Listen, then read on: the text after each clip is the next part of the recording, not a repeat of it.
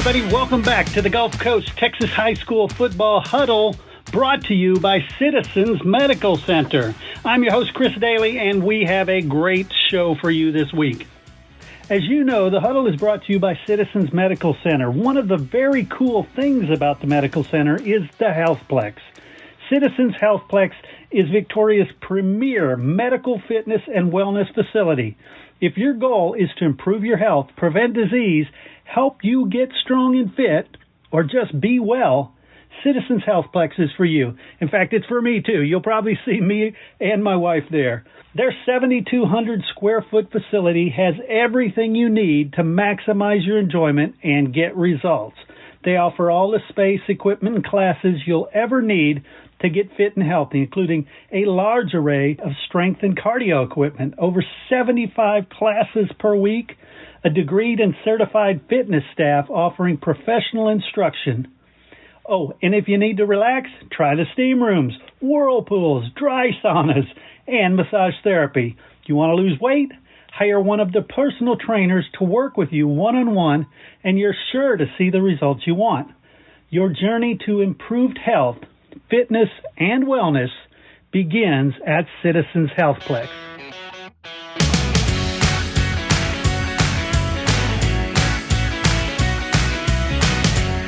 All right, everybody, join me in welcoming the one, the only, mighty Mike Foreman from the Victoria Advocate. Mike, how are you? I'm doing okay, Chris.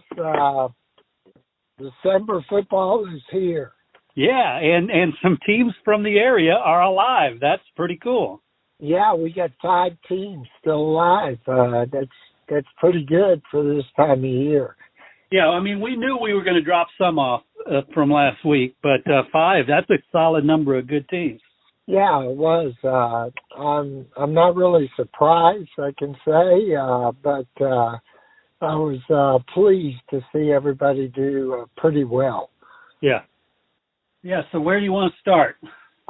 It's up to you. I mean, I went to Refugio Ganado last week.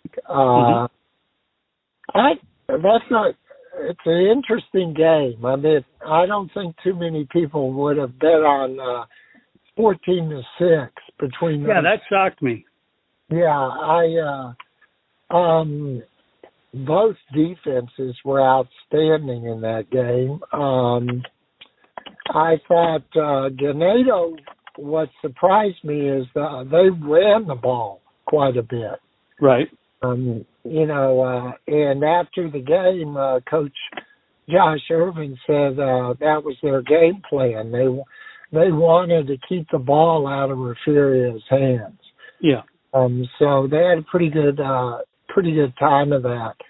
Refugio, they just couldn't get anything going consistently. I mean, they ran the ball fairly well, but they weren't able to throw the ball. I think they ended up with like 27 yards passing or something. It was something ridiculous. But and then they had a critical turnover and a big holding penalty that cost them a touchdown. And interestingly enough, that was the only holding penalty called in the game.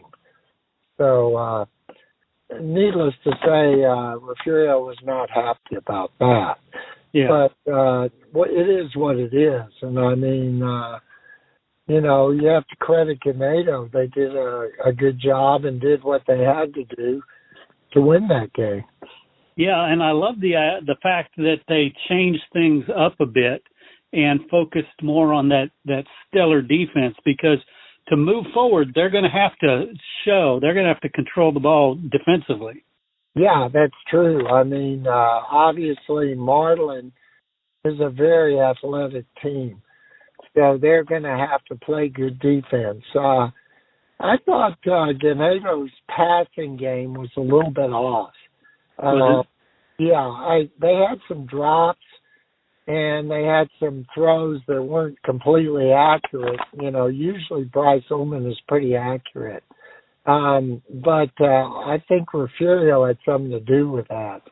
I mean, they were able to get some pressure on him, And I'll tell you, Refugio's defense is very good. And, I mean, obviously you give up 14 points to Ganado. Yeah. It shows you're pretty good. So, you know, you had two really good teams going after each other. And, you know, I just think that, you know, that what happened, I guess, is, well, Ganado missed a 4th and 1 where Furio stopped them. But otherwise, when those other two scoring opportunities, they scored. Whereas Furio, when it had its opportunities, it didn't convert. Right.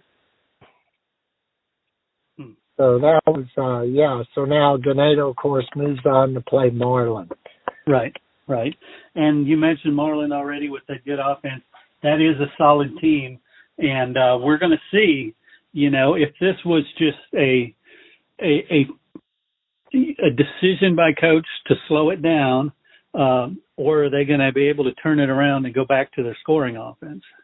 Yeah, I have a feeling that they're going to throw the ball against Marlin. Mm-hmm. I don't know that. I just have a feeling about that. I think that, well, and I think the key to Ganado being successful in that game is to be fundamentally sound. You can't have errors like lining up, you know, that kind of thing, getting out of position, because Marlin can hurt you. And, and you mentioned only one holding call. By this time in the season, a lot of those dumb mistakes should be gone. So hopefully, you know, we're not getting holding calls and we're not getting alignment issues, things like that. Yeah, that's what you would hope for, especially a game like this, you know, in the regional final like this. Yeah. So, that, you know, we knew at the beginning of the year, we talked about it, that these two teams, you know, were going to meet. And, you know, unfortunately, one of them was going to be gone. And now it's kind of up to Ganado to, you know, now it has its opportunity and needs to take advantage of it. Yeah, definitely. It's funny, while we were talking here about Ganado, I got a text from Charlie Reeve from Cal Allen. We still have to do our final episode of the season, so we were scheduling that. But that's another area team that, right. you know, is not going forward. Yeah, and Bay City is. I mean, I really thought that Bay City just had too much speed for Cal Allen. And I think that proved true. I mean, Cal Allen put on a nice comeback. They were down 28-7 and actually scored 2 touchdowns. And I think they actually had the ball at the end of the game. But I just felt like Bay City was going to have, like I said, too much athleticism for them. And, you know, this is Bay City has a lot of seniors on this team. Yeah. So, you know, it's a mature team that's not making the mistakes it made in the past.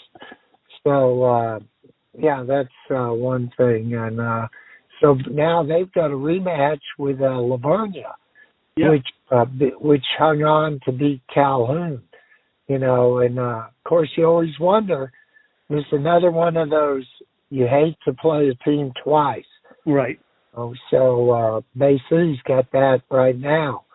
So we'll see. Well, you mentioned, you know, Bay City's being very senior heavy. That's kind of like it's now or never for these guys. And but I think they're peaking at just the right time. So I don't think this game's going to be an issue for them. Yeah, I think if as long as they don't turn the ball over and are able to execute offensively, they should be okay. Yeah. That's kind of one of those things right there. And I don't know, did you get a chance to see Wimberley and Cuero? Yeah. And I tell you, Cuero was just outmatched in that game. Wimberley, too, is another team that has finally gotten everybody healthy. This is like only the second game their offensive line has played together completely. And they put everything together, put 69 points on the board. And their defense is amazing too. That's the thing. It's a solid team. Yeah, I was shocked at that score. I just thought Quayle was playing a little better at the time, but obviously Wimberley played a great game, and I haven't looked, but I'm really curious to see the last time Quayle gave up that many points. I can't recall that. Yeah, I can't either. It most likely was against Wimberley, though, as many times as they've met in the playoffs.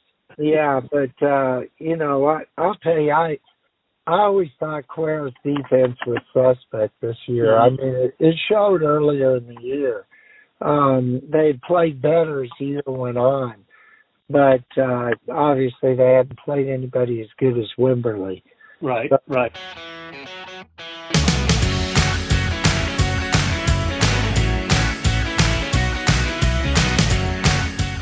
Are you ready to take your game to the next level? Whether you're an athlete, coach, or just someone striving for more success in life, the Winner's Workshop is your secret weapon. Yes, this award-winning course has transformed thousands of lives, teaching the game-changing principles of sports psychology that Fortune 500 companies, coaches, and top performers all use to win. The Winner's Workshop, subtitled How Sports Psychology Can Make You a Champion, is now available on CoachTube for a fraction of the original $499 price. The Winner's Workshop will help you master focus, mindset, and breakthroughs to make you a champion. Click on the link in the show notes or head over to LoneStarGridiron.com and click on the ad today to unlock your full potential.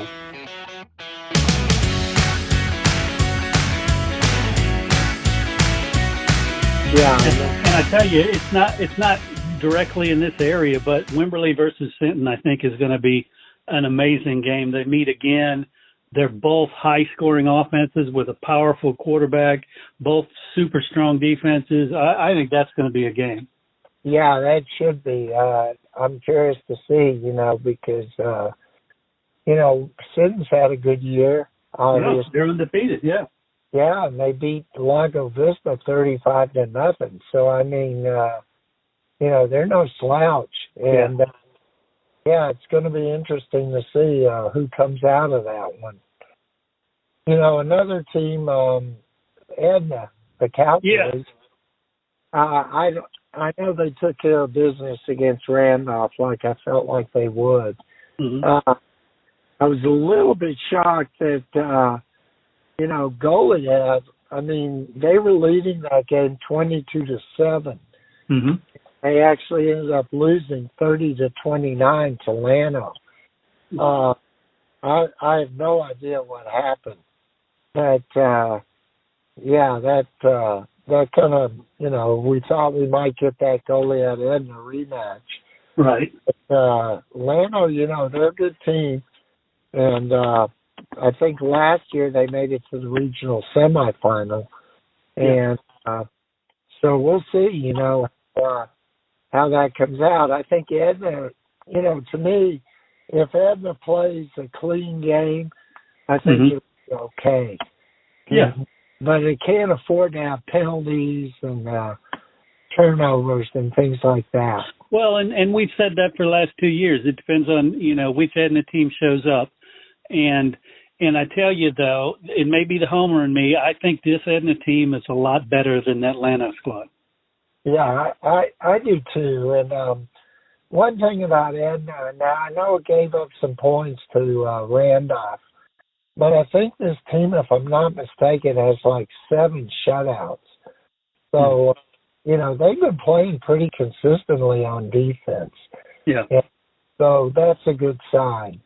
You're going to have to play defense in the playoffs. I don't care what anybody says.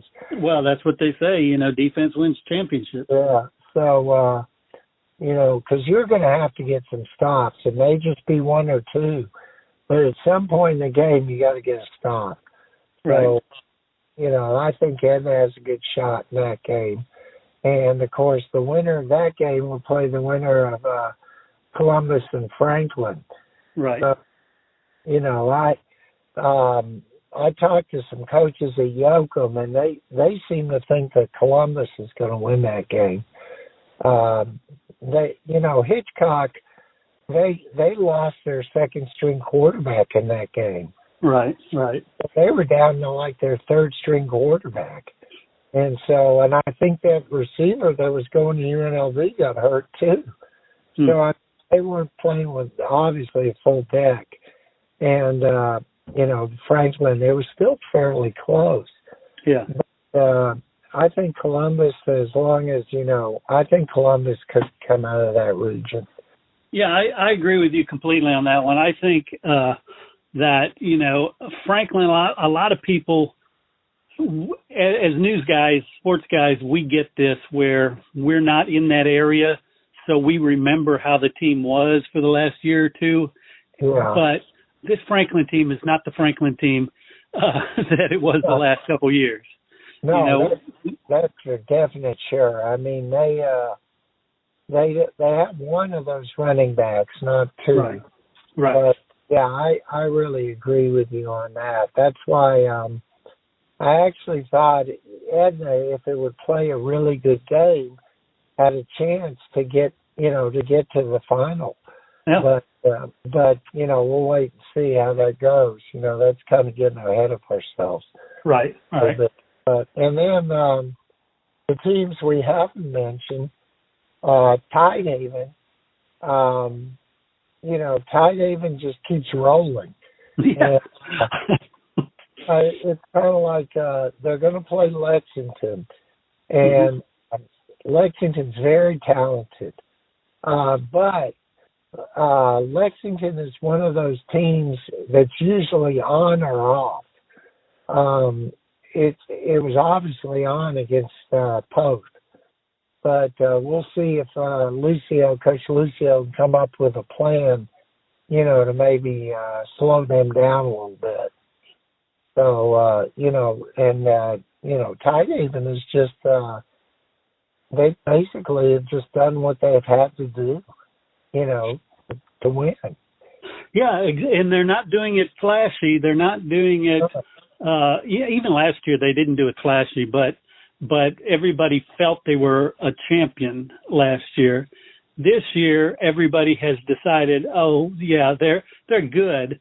But heck, they're 2 games away from being back up there.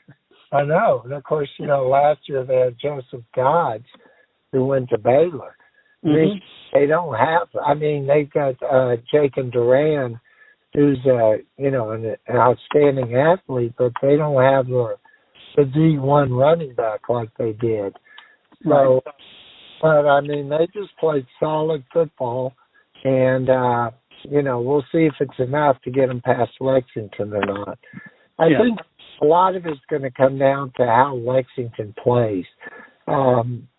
Lexington, like I said, you look at them and you think, gosh, how did they lose to Blanco? Mm-hmm. But they did. So, I'm sure Tidehaven will have a plan for them, and whether or not it works we'll wait and see. And then the other team we have is Shiner. Yeah. And they're going to play Junction. And I'll be honest with you, I'm a little surprised Junction has made it this far. But if you look at it, they, as well as Shiner, they dropped from D1 to D2. Yeah. And the other thing is they have 3 guys on that team that made it to the state track meet. Mm. And so they've got some speed on that team. And so that's always an error. Although I think Shiner, we talked about this earlier. We knew they were young, but we knew by the end of the year they were going to be good. Right. And here they are. They are good. And I would say it's funny because you mentioned it's surprising that Junction made it this far. I'm surprised Shiner made it this far. But like you said, they're playing so much better than they did at the beginning of the year. Yeah, and here's the other thing. When Junction beat Fall City, Braylon Johnson got hurt and did not play in the game. And, when you're in division, and we're 2AD2, yeah, and you lose your best athlete, I mean, it's hard to overcome. Right. So, yeah, but I think if Shiner plays well, it'll advance. That's my feeling about this game. I mean, I really feel like at least 4 of these teams have a really good shot. And even 5 if everything goes right. Yeah, I'm with you. Like I said, I think the ones that are still winning are very solid teams. There's no reason why they can't win at the next level. Now, when they get to semifinals, then it depends on who the matchups are. Yeah, and it's funny. Like I'm here in Shiner right now. I came up to Shiner today, and those kids are motivated from what happened last year. Yeah. I think they got tripped up by Mason. I believe it was in the area round, and they want to go. They're pretty determined. And the thing about it is, they have like 5 seniors who play. Yeah. And they're important. But my gosh, I mean, they're building right now. And, for the next couple of years, Shiner's going to be something to watch. Yeah, I think so. Like you mentioned, they drop down and they're young. Yeah, and they're still playing this late. Yeah, it's going to be something to watch for sure. Yeah, so, it's kind of neat. Here we got 5 teams left, and I'll probably be at Ganado on Thursday and then Bay City on Friday. And Gabe's covering Shiner on Thursday and Edna on Friday. He's got where are those ones? Okay, now he's got the Heroes. Both Shiner and Edna are playing at Heroes in San Antonio. And Ganado is playing at Rattler in San Marcos, and Bay City's playing at Memorial in Bastrop. Got it. Tidehaven's playing at Pridgeon in Cyprus. Huh. That's kind of, that was kind of out of the way. So, right. We just don't have the people. Yeah. But I tell you, originally Ganado was supposed to play in the Alamo Dome, but they're charging an awful lot now. And, apparently the way they changed, they used to take a percentage of the gate, but apparently now you have to pay so much up front. So I guess Ganado and Marlin probably looked at that and said, that's a little too rich for our bloods. Right, yeah, especially when, a stadium like that, I could see if it's 5A, 6A schools, because they'd have a much bigger following come with. Yeah, that's why, although, I mean, I know the kids love playing there, it's great atmosphere, and also it takes the weather out of the equation, too. Right. So, because I know there's a chance of rain Friday, so Thursday and Friday, so we'll see, what happens. Sounds good, Mike. Well, hopefully, we're talking about 4 or 5 teams still going next week. Yeah, that would be really neat, wouldn't it? Yeah. And I know when you talk to Charlie Reed, send him my congratulations on a really good first season. Yeah, that's exactly the first thing I told him, but I will pass that along because you're right. He did an amazing job walking into that position. And here's something funny that could happen. If Bay City wins, and ends up playing Chapel Hill, how about this? Okay, Bay City played El Campo, Travis Reeve, Cal Allen, Charlie Reeve. Yeah. Then they would go to Chapel Hill where Reeve is coaching. Nice. So he played the whole Reeve family pretty much. So that would be crazy, wouldn't it? That would be a good story, yeah. Yeah. But yeah, so let's hope for the best, Chris. Are you going to a game this week? I'm not sure. I don't know what my schedule is yet. I've got some other stuff going on, but I'm hoping to get somewhere, maybe to that one at Rattler Stadium, because I'm supposed to be in that area, the San Marcos, Austin area. Okay, well, if you make it, come say hello. Cool. All right, Chris, take care.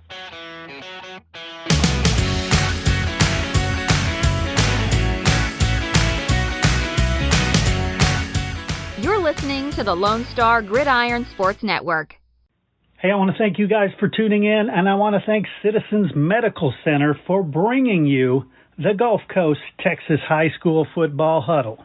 Please take a second to share this show with your friends and family.